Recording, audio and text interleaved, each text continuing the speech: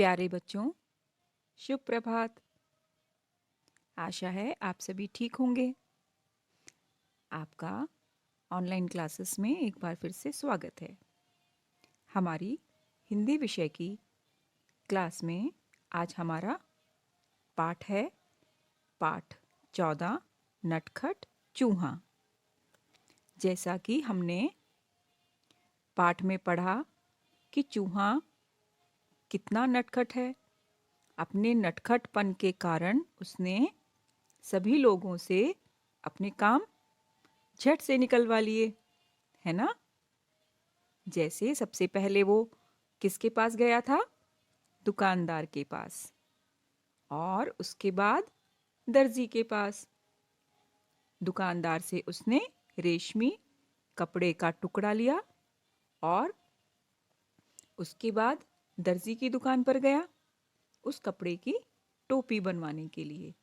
जब उसकी टोपी बन गई तब वह कहाँ गया? अपनी टोपी पर सितारे लगवाने के लिए। सितारे क्यों लगवाना चाहता था वो? जिससे उसकी टोपी सुंदर लगे। और जब उसकी सुंदर टोपी तैयार हो गई तब उसने क्या सोचा कि अपनी सुंदर टोपी मैं किसे दिखाऊं? तो उसने अपनी सुंदर टोपी को किसे दिखाया? राजा को। और राजा से भी उसने अपनी बात मनवा ली। क्या? वह राजा के सिंहासन पर बैठ गया जब तक उसका मन किया। तो किस प्रकार नटखट चूहे ने अपने नटखटपन से सभी से अपनी बात मनवा ली। तो चलिए आज की वीडियो में हम इस पाठ से संबंधित कुछ प्रश्न उत्तर करेंगे। तो आप सभी अपनी किताब का पेज 93 खोल लीजिए। हम इस पेज से कुछ प्रश्न करेंगे। तो चलिए शुरू करते हैं पाठ 14 नटखट चूहा। यह हमारी किताब का पेज नंबर 93 है। पहला प्रश्न यहाँ दिया गया है, कहानी से। इन सभी प्रश्नों के उत्तर हम अपनी कॉपी में लिखेंगे क्योंकि यहाँ नहीं लिख पाएंगे, इतनी जगह यहाँ पर नहीं दी गई है। हम ओरली इन प्रश्नों के उत्तर जान लेते हैं पहले, उसके बाद इन प्रश्नों के उत्तर हम अपनी नोटबुक में लिखेंगे। पहला प्रश्न क्या दिया गया है? दर्जी चूहे की किस बात से डर गया? दर्जी चूहे की किस बात से डर गया? तो दर्जी चूहे की किस बात से डर गया था? दर्जी चूहे की इस बात से डर गया कि चूहा अपनी सेना को लेकर आएगा और उसके सारे कपड़े कुतर देगा, है ना। तो इस बात से दर्जी डर गया। दूसरा प्रश्न क्या दिया गया है? चूहा टोपी क्यों पहनना चाहता था? चूहा टोपी इसलिए पहनना चाहता था कि वह राजकुमार की तरह सुंदर दिखे। किस लिए टोपी पहनना चाहता था चूहा? ताकि चूहा राजकुमार की तरह सुंदर दिखे, इसलिए चूहा टोपी पहनना चाहता था। अगला प्रश्न है, चूहा टोपी पर सितारे क्यों लगवाना चाहता था? बताइए क्यों लगवाना चाहता था? चूहा टोपी पर सितारे इसलिए लगवाना चाहता था ताकि उसकी टोपी सुंदर लगे। जब हम किसी चीज को सजाते हैं तो वो कैसी दिखने लगती है? सुंदर दिखने लगती है। तो चूहा भी अपनी टोपी को सुंदर दिखाने के लिए उस पर सितारे लगवाना चाहता था, है ना। अगला प्रश्न है, दर्जी ने चूहे को टोपी सिलने से मना क्यों कर दिया? दर्जी ने चूहे की टोपी सिलने से मना क्यों कर दिया? क्योंकि इससे दर्जी का समय खराब होता, तो इसलिए दर्जी ने चूहे की टोपी सिलने से मना कर दिया। दूसरा प्रश्न दिया गया है, पहले क्या हुआ? ये कहानी के आधार पर कुछ वाक्य लिखे गए हैं। चलिए हम इन वाक्यों को पहले पढ़ते हैं। पहला वाक्य है, चूहा राजा के दरबार गया। चूहा राजा के दरबार गया। आप भी मेरे साथ इन वाक्यों को दोहराएंगे। पहला वाक्य है, चूहा राजा के दरबार गया। दूसरा वाक्य है, दर्जी ने चूहे की टोपी सिल दी। दर्जी ने चूहे की टोपी सिल दी। अगला वाक्य है, चूहा दुकानदार के पास सितारे लेने गया। चूहा दुकानदार के पास सितारे लेने गया। अगला वाक्य है, चूहे को रेशमी कपड़े की कतरन मिली। कतरन क्या होता है बच्चों? टुकड़ा। रेशमी कपड़े का टुकड़ा, है ना? तो चूहे को रेशमी कपड़े की कतरन मिली। अगला वाक्य है, चूहा सिंहासन पर बैठ गया। सिंहासन क्या होता है? जिस पर राजा बैठते हैं। तो चूहा सिंहासन पर बैठ गया। अगला वाक्य है, चूहा तैयार होकर शहर की तरफ निकल पड़ा। हमने ये सभी वाक्य पढ़े। अब हमें क्या करना है? हमें यह बताना है कि सबसे पहले क्या हुआ था। सबसे पहले चूहे ने क्या किया, उसके बाद क्या किया। उसके अनुसार हमें इन वाक्यों के आगे नंबर लिखने हैं कि सबसे पहले चूहे ने क्या किया, उसके बाद क्या किया। ठीक है, तो चलिए, पहले क्या किया चूहे ने? सबसे पहले चूहा तैयार होकर शहर की तरफ निकल पड़ा। तो आप इस वाक्य के आगे लिखेंगे 1, क्योंकि सबसे पहले चूहा तैयार होकर शहर की तरफ निकल पड़ा। फिर क्या किया था चूहे ने? फिर चूहा दुकानदार के पास गया। वहां उसे क्या मिला? चूहे को रेशमी कपड़े की कतरन मिली। तो यह हमारा वाक्य हुआ नंबर 2। उसके बाद जब चूहा तैयार होकर शहर की तरफ निकल पड़ा, उसके बाद चूहे को रेशमी कपड़े की कतरन मिली। उसके बाद क्या हुआ? कतरन लेकर चूहा कहाँ गया था? दर्जी के पास, है ना? तो दर्जी ने चूहे की टोपी सिल दी। यह हुआ वाक्य 3, तीसरा वाक्य। दर्जी ने चूहे की टोपी सिल दी। उसके बाद क्या हुआ था? जब चूहे की टोपी सिल गई थी, फिर वह कहाँ गया था? सितारे लेने। तो चूहा दुकानदार के पास सितारे लेने गया। तो यह हमारा हुआ चौथा वाक्य। ठीक है, सितारे लेने के बाद चूहे ने क्या किया? चूहा राजा के दरबार में गया अपनी सुंदर टोपी को दिखाने के लिए, जिन पर उसने सितारे लगवाए थे, है ना? तो पांचवा वाक्य हुआ, चूहा राजा के दरबार गया। अगला वाक्य क्या हुआ? सबसे आखिरी वाक्य, चूहा सिंहासन पर बैठ गया। ये हुआ हमारा आखिरी वाक्य। तो इस प्रकार आप वाक्यों के आगे नंबर लिखेंगे कि सबसे पहले चूहे ने क्या किया, उसके बाद क्या किया। इस प्रकार आप सभी वाक्यों के सामने नंबर लिखेंगे। अगला प्रश्न है, तुम्हारी समझ से। इन प्रश्नों के उत्तर भी हम अपनी नोटबुक में लिखेंगे। अभी हम इन प्रश्नों को समझ लेते हैं। बारिश के मौसम में ऐसा क्या होता है जिससे चूहा अपने बिल से नहीं निकल पाया होगा? ऐसा क्या होता है बारिश के मौसम में? बारिश के मौसम में चारों तरफ पानी पानी और कीचड़ कीचड़ हो जाता है ना? तो इसकी वजह से चूहा अपने बिल से नहीं निकल पाया होगा। अगला है, नेक्स्ट प्रश्न है, क्या तुम्हें भी चूहा नटखट लगा? क्या तुम्हें भी चूहा नटखट लगा?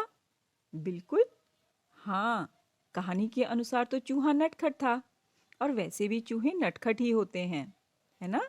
तो कहानी की हाँ, हमें भी चूहा नटखट लगा। क्यों नटखट लगा? क्योंकि उसने अपने नटखटपन से अपने सारे काम करवा लिए, इसलिए चूहा नटखट लगा। अगला प्रश्न है, कपड़े वाले ने, दर्जी ने, सितारे वाले ने चूहे की बात पर ध्यान नहीं दिया। तुम्हें इसका क्या कारण लगता है? किस वजह से उन लोगों ने ध्यान नहीं दिया होगा? क्योंकि इन सभी ने कभी किसी चूहे को टोपी पहने नहीं देखा होगा, इसलिए सभी ने चूहे के काम या चूहे की बात पर ध्यान नहीं दिया। ठीक कारण है ना? चलिए अगला प्रश्न है, अंगूठे की छाप से चूहा बनाना। तो इस प्रश्न का उत्तर भी हम अपनी नोटबुक में करेंगे। अपनी अंगूठे की सहायता से आपको चूहा बनाना है, चूहे का चित्र बनाना है। तो इस प्रश्न का उत्तर हम अपनी नोटबुक में करेंगे। चलिए अगले प्रश्न पेज की ओर चलते हैं। अगला पेज दिया गया है पेज नंबर 94। प्रश्न क्या लिखा है? किसके पास जाओगे? चूहा अपने कामों के लिए बहुत से लोगों के पास गया। इन कामों के लिए तुम किसके पास जाओगे? चूहे ने अपने काम को करवाने के लिए जगह जगह कई आदमियों के पास गया। तो यहाँ पर कुछ काम दिए गए हैं, आपको बताना है कि आप इन काम को करवाने के लिए किसके पास जाएंगे। ठीक है, पहला है कपड़ा खरीदने। तो कपड़ा खरीदने हम कहाँ जाते हैं? बजाज के पास। जिसके पास कपड़ा होता है या जो दुकानदार होता है कपड़े वाला, उसे क्या कहते हैं? बजाज। तो कपड़ा खरीदने किसके पास जाएंगे? बजाज के पास। कपड़ा खरीदने बजाज के पास जाएंगे। अगला है लकड़ी की कुर्सी बनवाने। लकड़ी का कोई भी काम कौन करता है? बढ़ई। लकड़ी का काम कौन करता है? बढ़ई। तो हम लकड़ी की कुर्सी बनवाने के लिए किसके पास जाएंगे? बढ़ई के पास। ब ढ़ ई में ई की मात्रा, बढ़ई के पास। ठीक है, अगला प्रश्न है किताब पर जिल्द चढ़वाने। जिल्द का अर्थ होता है कवर। गत्ते का कवर लगवाने के लिए हम किसके पास जाएंगे? तो किसके पास जाएंगे? जिल्द साज के पास। किसके पास जाएंगे? जिल्द साज के पास। किताब पर जिल्द चढ़वाने के लिए जिल्द साज के पास जाएंगे। अगला दिया गया है बाल कटवाने। बाल कटवाने किसके पास जाते हैं? नाई के पास, है ना? तो बाल कटवाने कहाँ जाएंगे? नाई के पास। अगला प्रश्न है मोहल्ले की रखवाली करवाने। मोहल्ले की रखवाली कौन करता है? चौकीदार। तो मोहल्ले की रखवाली करवाने के लिए किसके पास जाएंगे? चौकीदार के पास। मिट्टी के दिए और सुराही खरीदने। दिए जिसमें हम जो दिवाली में इस्तेमाल करते हैं, और सुराही क्या होता है? इसमें गर्मियों के मौसम में पानी भरते हैं जिससे वह पानी ठंडा हो जाता है। जैसे मटका होता है वैसे ही सुराही होती है। सुराही की गर्दन थोड़ी लंबी होती है। तो मिट्टी के दिए और सुराही खरीदने के लिए हम किसके पास जाएंगे? कुम्हार के पास। मिट्टी के बर्तन कौन बनाता है? कुम्हार। तो मिट्टी के दिए और सुराही खरीदने के लिए हम कुम्हार के पास जाएंगे। माँ की घड़ी ठीक करवाने। जब घड़ी खराब हो जाती है उसे ठीक कराने के लिए हम किसके पास जाते हैं? घड़ी साज के पास। घड़ी साज जो घड़ी ठीक करते हैं। तो माँ की घड़ी ठीक करवाने के लिए हम कहाँ जाएंगे? घड़ी साज के पास। ठीक है, तो इस प्रकार आप किसके पास क्या लेने जाएंगे या क्या ठीक कराने जाएंगे, यह सब मैंने पहले से ही लिख दिया है। आप भी इस प्रकार सफाई के साथ अपने कार्य को करेंगे। अगला प्रश्न दिया गया है, एक, अनेक। एक का अर्थ होता है एक चीज और अनेक का अर्थ होता है बहुत सारी चीजें। इसे हम एक वचन या बहुवचन भी कह सकते हैं।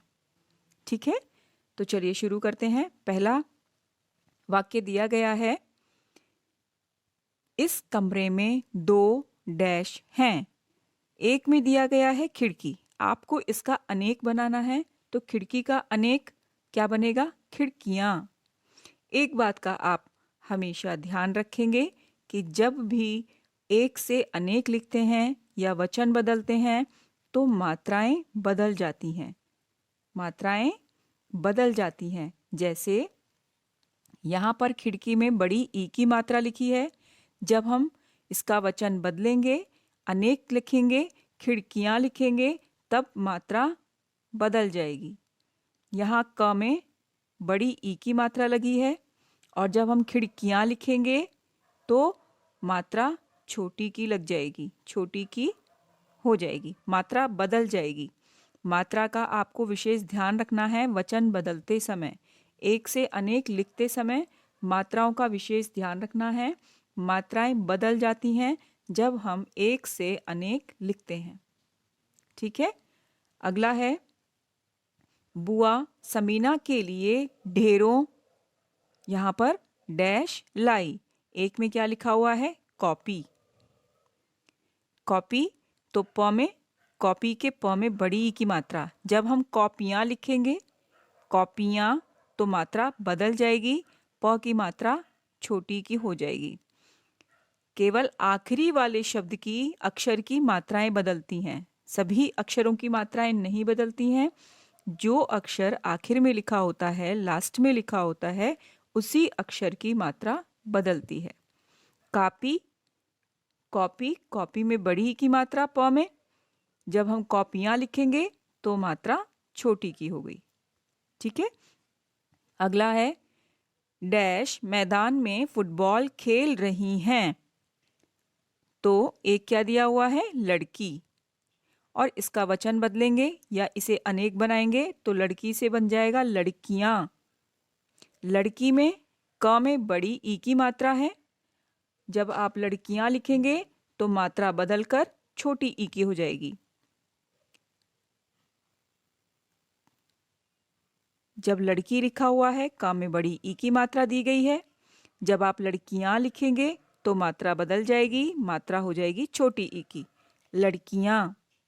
अगला है, गोविंद तेजी से डैश चढ़ रहा था। एक में क्या दिया गया है? सीढ़ी। जब हम सीढ़ियां लिखेंगे फिर से मात्रा बदल जाएगी। आखिरी अक्षर की ढ, ढ़ लिखा हुआ है, ढ में बड़ी ई की मात्रा। जब वचन बदलेगा या एक सीढ़ी से बहुत सारी सीढ़ियां बनेंगी तो ढ की मात्रा बदलकर छोटी ई की मात्रा हो जाएगी, सीढ़ियां। अगला है, गंदी जगह पर डैश भिन भिनाती रहती है। एक में दिया है मक्खी और जब इसका वचन बदलेगा, मक्खी से मक्खियां लिखेंगे तो मात्रा बदल जाएगी। यहाँ पर आप एक चीज़ ध्यान दें कि जब कभी आधा अक्षर लिखा होता है, यहाँ पर लिखा है मक्खी, इस प्रकार लिखा है, ख में बड़ी ई की मात्रा। जब इसका वचन बदला, वचन बदलते समय क्या हुआ कि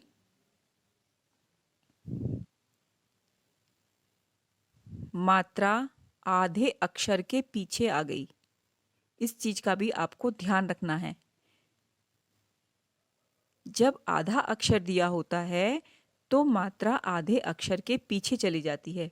मक्खी में मात्रा यहाँ लगी हुई थी ख में, लेकिन जब हम मक्खियाँ लिखेंगे तो मात्रा यहाँ नहीं लगाएंगे, ये गलत हो जाएगा। हम मात्रा आधे अक्षर के पीछे लगाएंगे। ठीक है, तो आशा है आप सभी को ये समझ में आ गया होगा आपको किस प्रकार से अपना कार्य करना है। कार्य करते समय आपको अपने लेख पर विशेष ध्यान रखना है और अपने कार्य को स्वयं करना है। आप पढ़ने के लिए घर में बड़ों की मदद ले सकते हैं। अपने कार्य को, अपने लेख को आप स्वयं लिखेंगे। लिखते समय मात्राओं का विशेष ध्यान रखना है। हर शब्द को बोलकर लिखना है। इस वीडियो में इतना ही। मिलते हैं अगली वीडियो में। तब तक के लिए साई राम। Thank you.